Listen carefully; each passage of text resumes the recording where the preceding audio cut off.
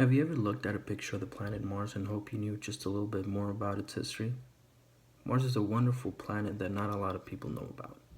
So today I will be giving an informative speech on the planet Mars. First, I will talk about the creation of Mars. Second, I will talk about the early stages of the planet, what it might have looked like billions of years ago. And finally, I will talk about its current stages. So first, let's talk about the creation of the planet Mars. So scientists believe that 4.6 billions of years ago, that's when the planet Mars was created, along with the rest of the solar system. Many of them believe that it was due to what they call the core accretion model, which is pretty much what is called a solar nebula, which is like just a cloud of matter. And over time, due to its gravity, it collapsed to form a flattened disk, of matter. And slowly over time, the sun was created in its center, and then the rest of the solar system, due to a series of matter being clumped together and sticking together. That's how the planets form. Over time, more and more matter was stuck together, and that's how the different planets they grew its different stages, like the core, the mantle, the crust, and just the different layers of the actual planets. Scientists believe that it took about 100,000 years for the planet to form to its current stage, the current size and composition. So over time, that's how the planet itself was formed due to volcanic eruptions.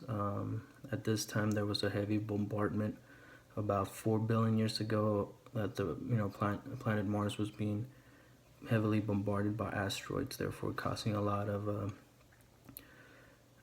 energy to be transferred into the planet, and a lot of heat, therefore causing volcanoes to erupt, and that would cause that would create a lot about the mountains, volcanoes, stuff that you see if you were to look at a picture of it. Fortunately, Mars does not have any what we call tectonic movement. Here on Earth, the crust is moving gently, slowly. But Mars does not have that, so it has like a solid layer. The crust layer is the solid layer. So therefore, there's no since there's no more volcanic activity, therefore there's no more creation of more mountains and stuff like that. So now let's talk about the early stages of the planet, what it might have looked like, shortly after its creation. So scientists believe that it looked pretty much what Earth looks like now.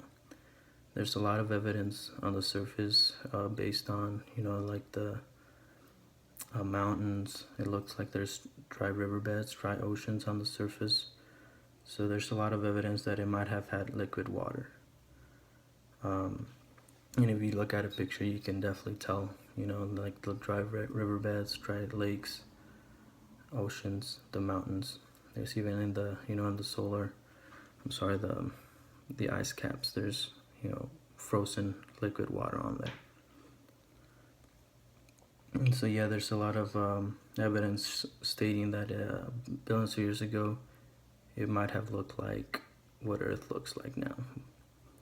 So now let's talk about the current stages of the planet.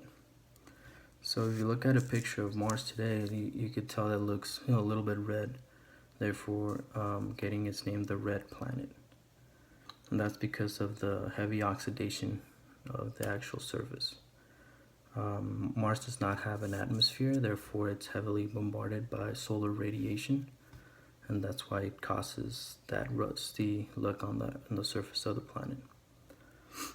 And many scientists believe that Mars lost its atmosphere due to a heavy bombardment of asteroids, therefore making it lose its magnetic field. The magnetic field is what protects, the atmosphere.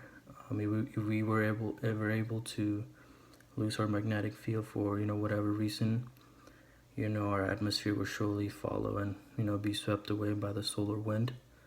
Therefore, we would be heavily bombarded by solar radiation, and possibly the same fate that happened to Mars would happen to us. So that's what happened to as far as the atmosphere on Mars.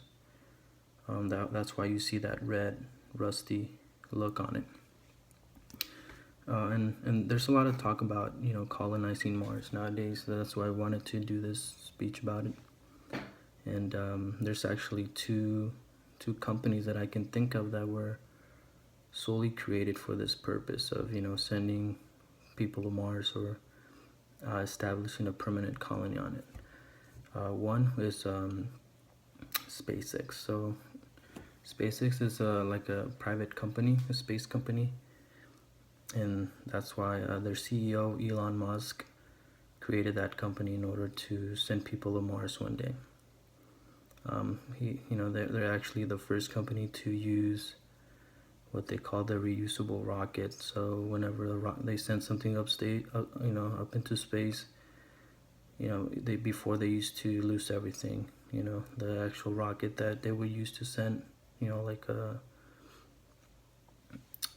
a satellite or a space shuttle, they would lose that. But what he managed to do was he managed to land it back on Earth safely, therefore to be able to reuse it. So he created his company SpaceX in order to one day send people to Mars. Another company that I can think of that was created for this, and they're a little bit more on, closer to achieving it, it's called the Mars One project. They actually have like a specific timeline that they're trying to follow as far as when to have them reach Mars. So just this year they already started their training as far as the candidates to be able to live up in Mars, as far as make sure they're sanely healthy, they're in isolation, stuff like that.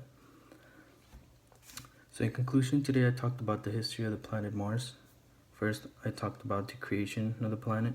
Second, I talked about the early stages of the planet. Then finally, I talked about the current stages of Mars. I challenge you all to look it up for yourselves. There's a lot of information to learn on this subject. This is my final statement. Thank you so much for listening.